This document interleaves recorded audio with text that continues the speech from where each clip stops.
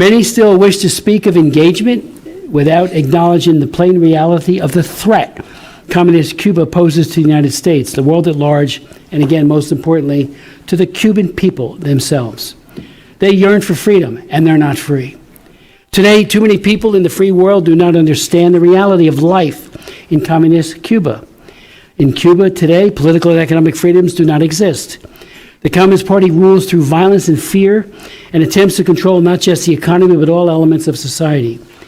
Civil society lives under heavy surveillance, harassment, and repression.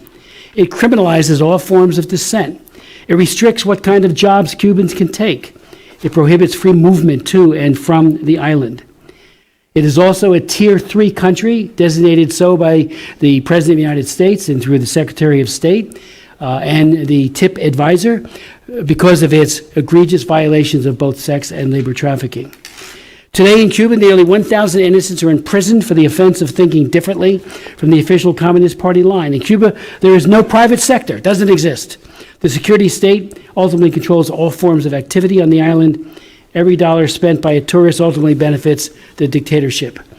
Every instance of American companies or politicians taking trips to Cuba to engage with state entities such as healthcare providers legitimizes the communist regime, furthers their policies of human trafficking. Again, they're Tier 3. They're egregious violators. They're among the worst in the world. And of course, terrorism and violent repression, delaying the arrival of the day when the Cuban people shall be free.